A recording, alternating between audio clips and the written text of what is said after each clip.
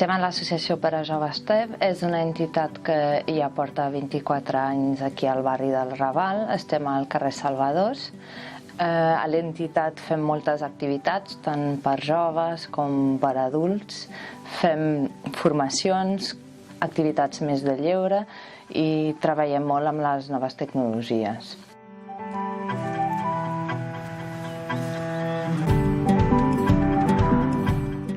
L'associació Joves TEB porta 24 anys al barri.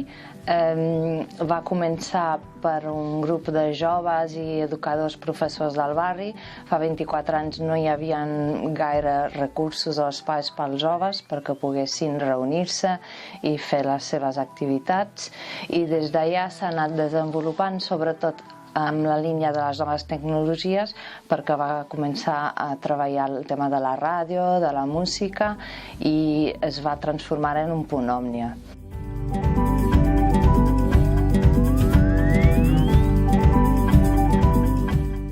Al TEB treballem molt tot el tema dels joves, del lleure, vídeo, treballem amb la ràdio, maquetes de música, i després també fan activitats esportives, activitats d'estiu.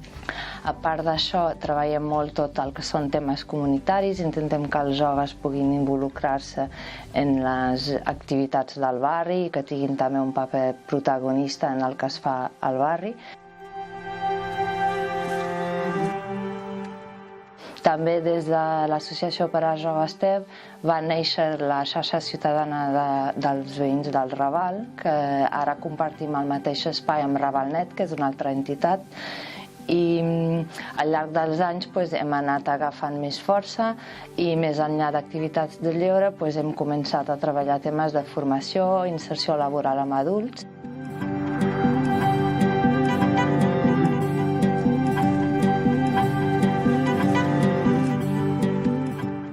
La voluntat que tenim és de poder contribuir a la millora del barri, poder contribuir a la millora de la qualitat de vida dels seus participants, que ells puguin anar guanyant eines per tenir més possibilitats de futur, d'una bona inserció laboral, d'una bona formació.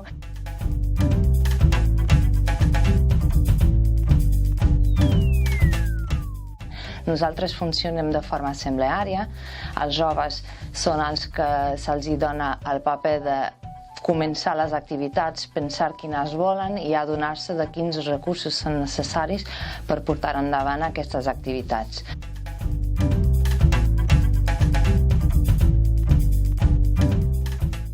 Després, l'altra part que crec que donem molta força és tot el treball comunitari. Per nosaltres és molt important participar a la xarxa del barri, tant d'entitats com de veïnatge, i que tots els participants que vinguin aquí, tant adults com joves i gent gran, puguin tenir canals de comunicació de cara a fer arribar a la gent quines necessitats tenen i quines propostes també tenen per poder millorar el barri.